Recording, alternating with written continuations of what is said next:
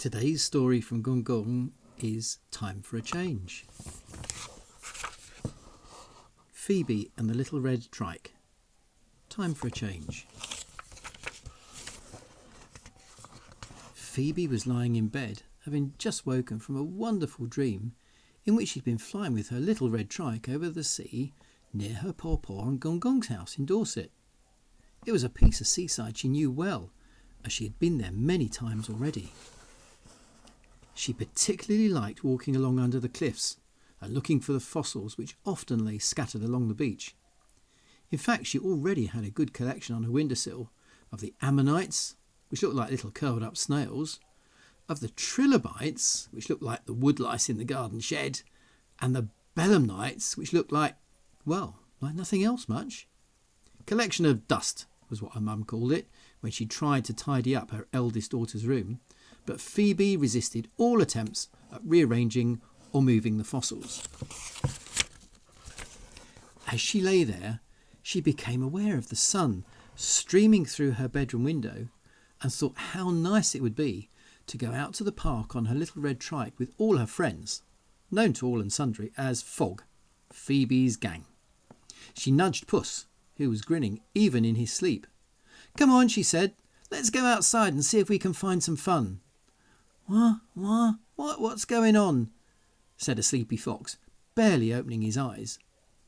Rabbit, who was sleeping in her pink tutu, gave a huge yawn. They were all used to Phoebe and knew that once she was awake, she would be clamouring to get out and have adventures. Phoebe listened very carefully. There was not a sound from the rest of the house.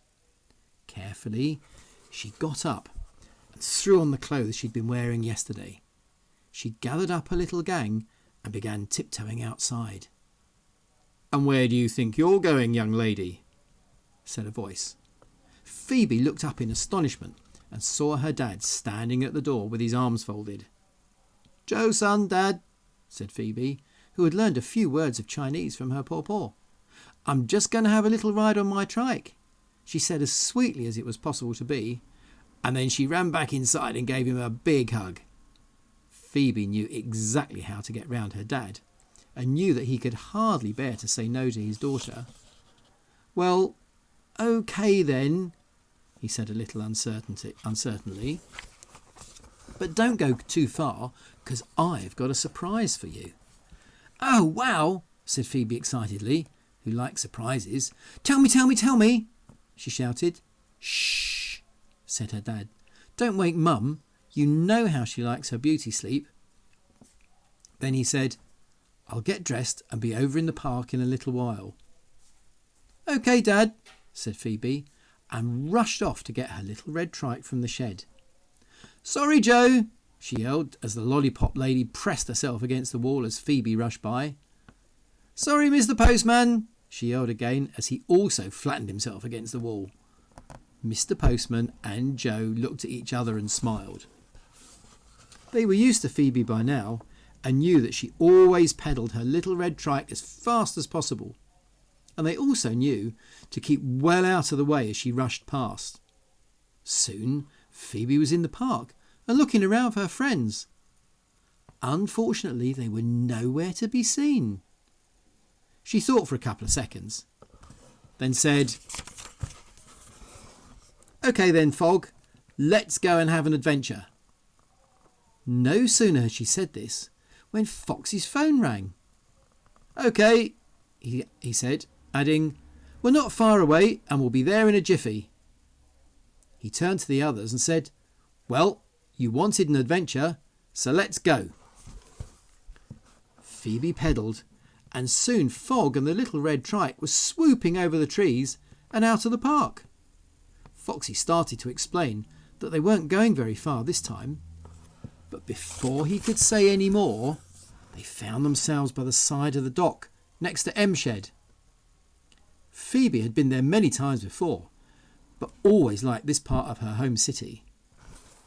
She was looking over the water at the little boats which were already out and about ferrying people and tourists, when all of a sudden there was a very loud toot behind her.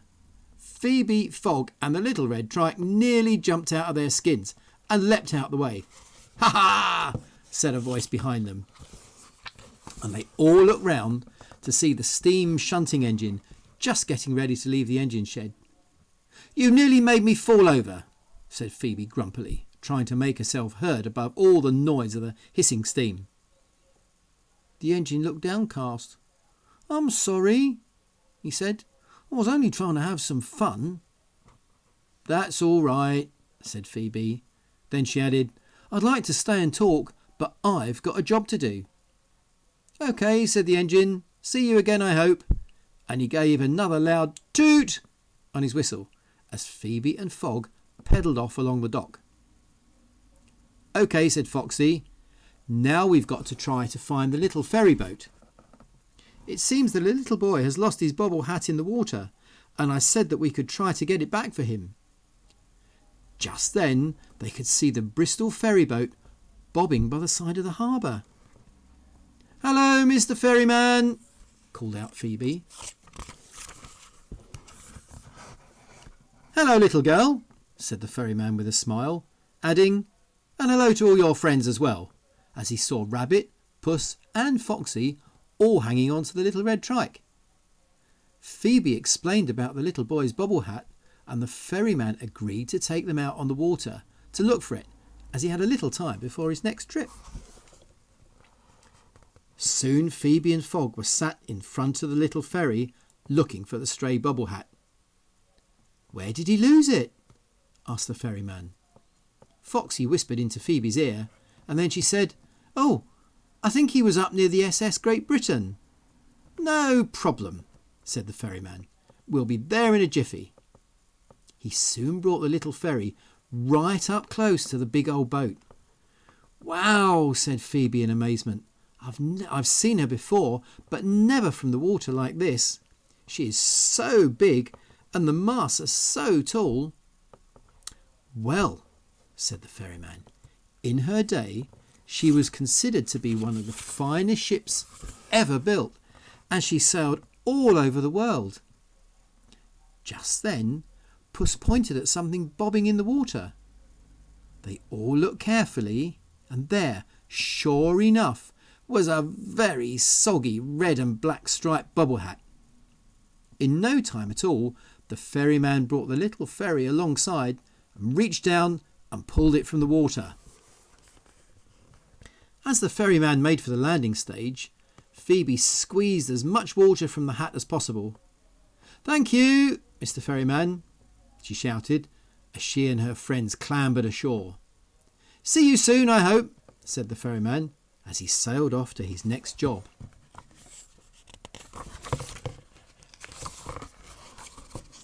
Back on the harbour side, Phoebe and Fogg looked around for the little boy.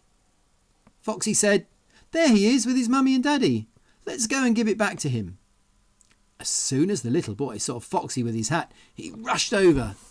"Oh, wow! Thank you so much," he said with a huge grin on his face. "I thought I'd lost it for good," he added. "Fogg was pleased to be of service," said Foxy to the little boy's astonishment. He was even more astonished when Phoebe and Fogg and the little red trike pedalled off and then just seemed to vanish into thin air. They were all feeling very pleased with themselves, and they swooped over Bristol to the park. Phoebe said, "I wonder what surprise Dad has for me." But before they could discuss it any more, they were back in the park, and Phoebe was pedalling along the little path between the trees. "Oh, slow down," puffed a voice behind her. Phoebe was astonished to see her dad running alongside her. But what are you doing here?" she stammered.